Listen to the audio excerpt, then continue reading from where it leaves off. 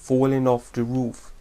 The phenomena of the pattern known as falling off the roof could be described as that if price gets above resistance but fails to hold a new high, it is going down again.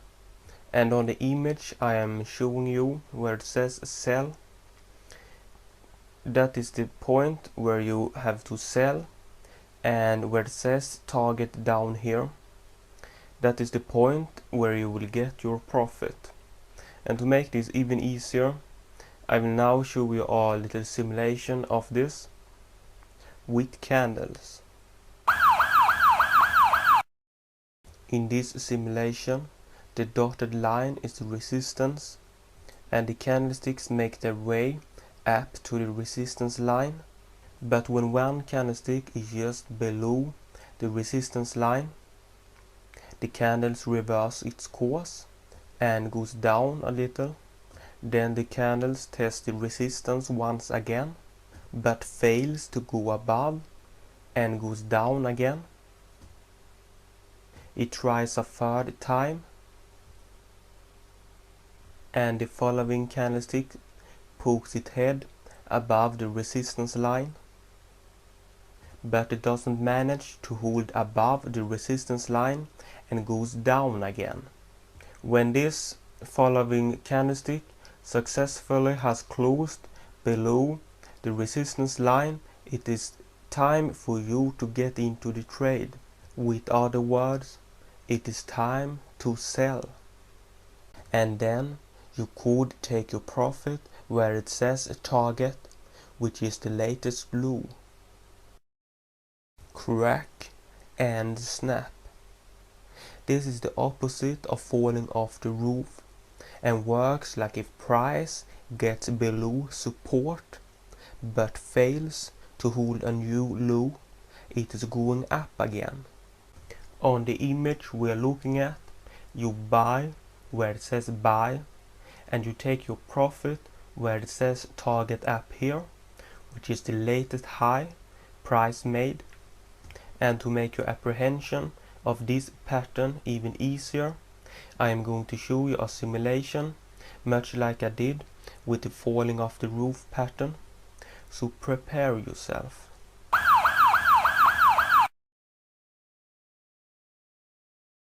This time the dotted line is support.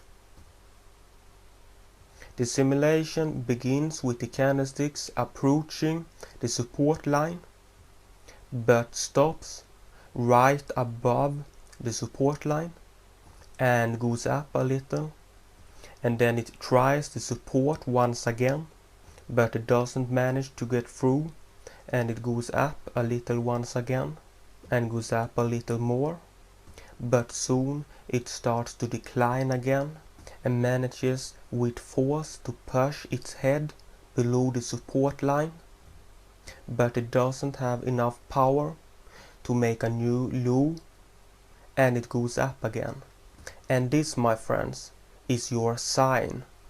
Buy and take your profit at the latest high, where I conveniently have written target up here. Change of polarity.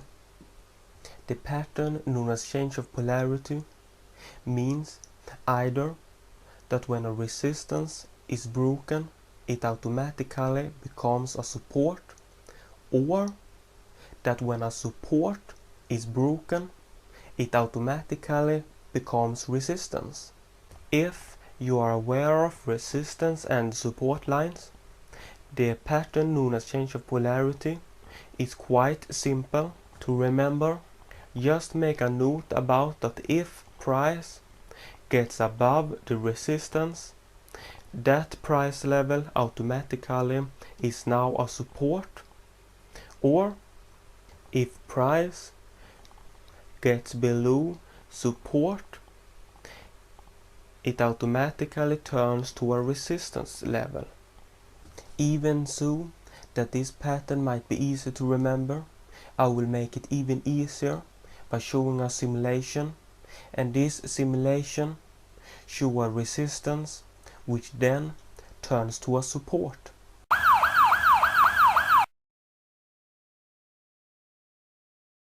The simulation begins with candlesticks moving up to the resistance, but stopping at the resistance line and moves down 2 candlesticks.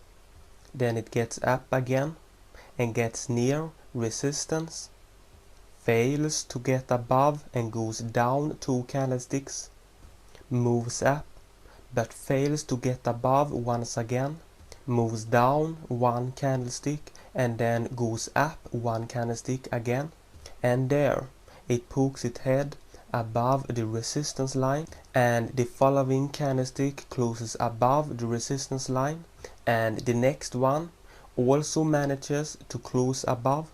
Then it starts to decline a little again, but when it gets to the former resistance line, it stops. It can't get through and it moves up again. The resistance has become support. Head and shoulder. This pattern usually encompasses much price action over a long period of time, and it is composed of one highest high in the middle, and beside it to the left and right lower highs, and the highest high in the middle is called the head, and the lower highs at the sides are called the left shoulder and the right shoulder, and you should sell when the price action on the right shoulder reaches below the dotted neckline. Since this is one of the harder patterns to understand and to explain, I'm going to show you a simulation of it so you understand it fully.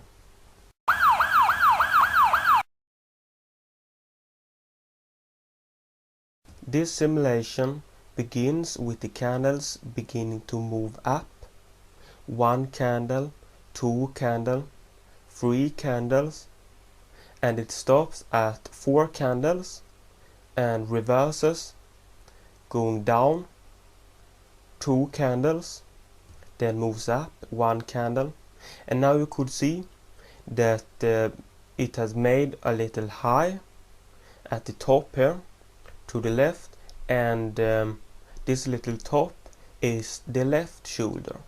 It goes up a little again, 2 candles, 3 candles, it goes above the left shoulder, gets up 4 candles, reverses, 2 candles down, 3 candles down, 4, and 1 more, but then it reverses. And now you could see that the green candle just before the red candle starts to move down has made a new high, and this is the head. The candle starts to move up. It is up now 2 candles, but then reverses again, goes down a little more, even further, and there you could see the last formation of this pattern. The right shoulder has emerged, and when this candlestick started to form and got below the dotted neckline, this was your signal to sell. Be aware of that this simulation was just used as an example, and that the number of candlesticks of the head and shoulder pattern doesn't need to match the exact number of candles used in this example. The only thing needed for a head and shoulder pattern is that there is a higher high and to the left and right sides lower highs. Also note that the left and right shoulders doesn't need to match each other in height exactly, and that the neckline isn't always a completely straight line. It should be as straight as possible, but could be bent a little.